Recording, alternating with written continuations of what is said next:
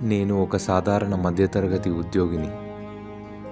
ఉదయం నుంచి రాత్రి వరకు ఆఫీస్ ప్రెజర్స్తో నలిగిపోతూ నెల జీతం కోసం పాకులాడే ఒక సగటు మధ్యతరగతి ఉద్యోగిని.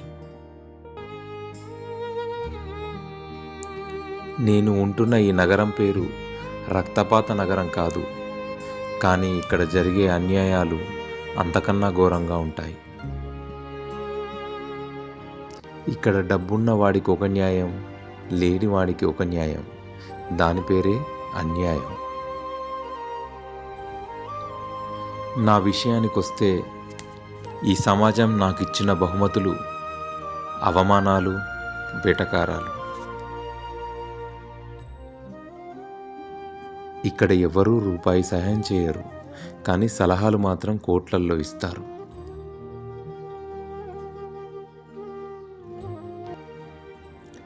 మధ్యతరగతి మనుషుల జీవితంలో ప్రతిరోజు చేసేది యుద్ధమే.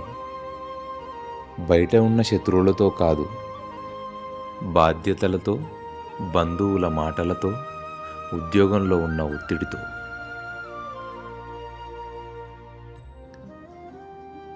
నేను పైకి చాలా శాంతంగా కనిపించినా మనసులో ప్రతిరోజు ఒక కురుక్షేత్ర యుద్ధం నడుస్తూనే ఉంది. నా జీవిత ప్రయాణంలో కడదాకా ఉంటానని మాటిచ్చి కనుమరుగైపోయిన వారు కొందరున్నారు. వారితో ఎప్పుడూ ఒక విషయం చెప్పాలనుకుంటాను.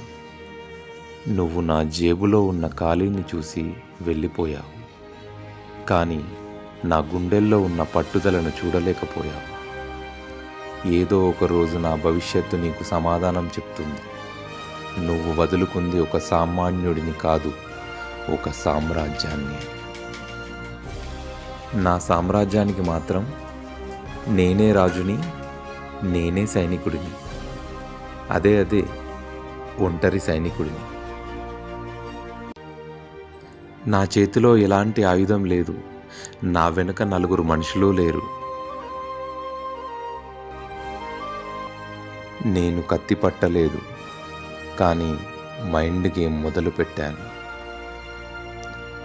సమాజంలో ఉన్న లొసుగులను లోపరుచుకోవడానికి, మనసుకు తగిలిన గాయాలను మాన్చుకోవడానికి నాకు నేనే మైండ్ వార్ ప్రకటించుకున్నాను.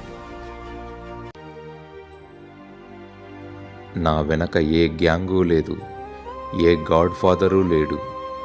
బాధ్యతలనే ఆయుధాలతో ఒంటరిగానే యుద్ధం చేస్తున్నా. ఇకపై నా జీవితంలో ఏ నిర్ణయమైనా నా ఇష్ట ప్రకారమే జరుగుతుంది. నా బతుకు బండిని ఎలా గట్టెక్కించాలో నాకు బాగా తెలుసు. నేను ఒంటరి వాడినని జాలి చూపించే వారికి తెలియదనుకుంటా. నేను గుంపులో కలిసిపోయే గొర్రెను కాదు, ఒంటరిగా వేటాడే సింహాన్ని.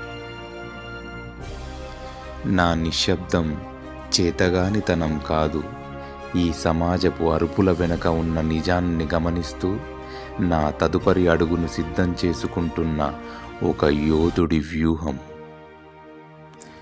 పరిస్థితులు నన్ను ఒంటరిని చేసినా నా ఆత్మవిశ్వాసం నన్ను నడిపిస్తుంది. సమాజపు చీకట్లను చీల్చుకుంటూ వెళ్ళే సూర్యుడు ఎప్పుడూ ఒంటరిగానే ఉదయిస్తాడు. నా యుద్ధంలో కత్తుల మూతలు లేవు, రక్తపాతాలు లేవు. నా ఆయుధం కేవలం నా వ్యక్తిత్వం మాత్రమే.